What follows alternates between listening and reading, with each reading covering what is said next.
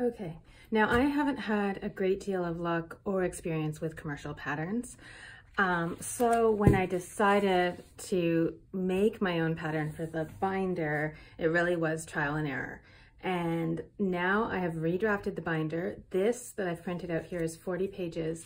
It is on pink paper. I hope that's not an affront to anyone.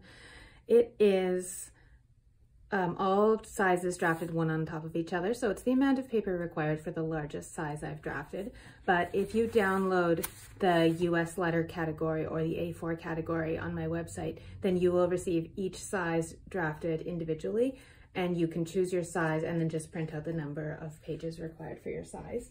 So the first thing to remember is to print out at 100%. So you don't want any scaling when you print out your pattern. There are margins, and I've left quite big margins, I think, so that just to avoid mishaps. So you're gonna check and make sure with either centimeters or inches that your measurements are correct, and that's just a way to double check. Okay, so each page has a number here, and they will tile in portrait. So A1, A2, A3, A4. And then the next level down, we'll start with B1. And there are registration marks here to line up your patterns. I know my printer's a bit mad because I didn't print to scale at first and I had to redo it. So this is what we're doing. I'm going to try putting this all together on camera. I've never printed the whole thing before, and we'll see how it goes. It went really well. I think it took me about half an hour, and I thought I was filming, but I wasn't, so you don't get to see. But I'm going to talk about PDF patterns a little bit and my approach to pattern drafting, and hopefully if you're interested, it'll be helpful. This is it all laid out. The reason I have used A1, A2, A3, and then B1, C1, D1 is that I can exclude pages and adjust the layout to be as efficient as possible. So if you find that you've printed it out and there's no like E5 and E6, that's probably on purpose. And if your next page is F1, then you would just continue down from there. Now, someone requested all sizes on top of each other, and I know that they were hoping to use that for production sewing, and that's what I'm going to do as well. I'm making a set of samples for a local youth group, but the thing that is a little bit tricky is the smallest sizes have the highest necklines, so it's not a matter of just cutting down from the largest to the smallest size. I'm going to cut all sizes with this same small neckline, and then I'll adjust the necklines afterwards. That's also true on the stable layers. The tallest top is the smallest size because the pattern pieces get longer as the sizes get larger. I don't have the sizes marked on each pattern. I just made a legend here.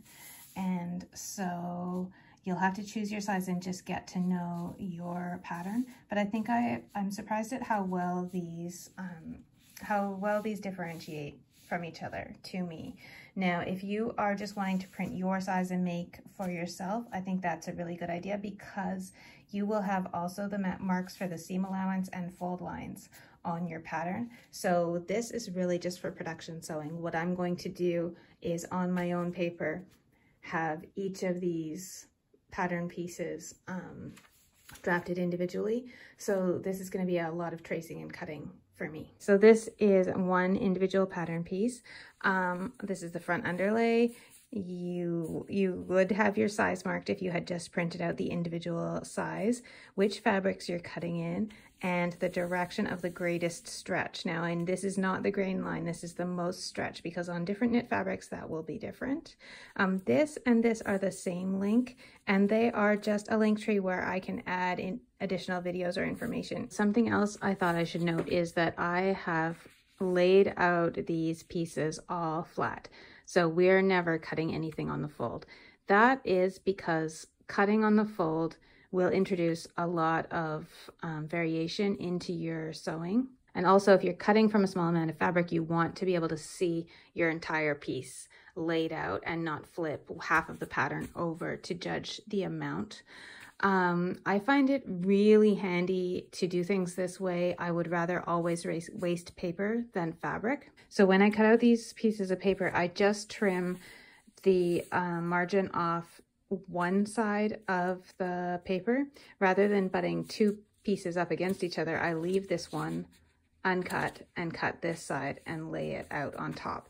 And that's all the way along. So I'm only cutting the left side margins off these sheets and the top of this sheet, and then the left side and the top of this sheet, and so on. Anyways, I'm really happy with how this came together. I can't even barely believe it. I'm not a graphic designer, so this was really fun.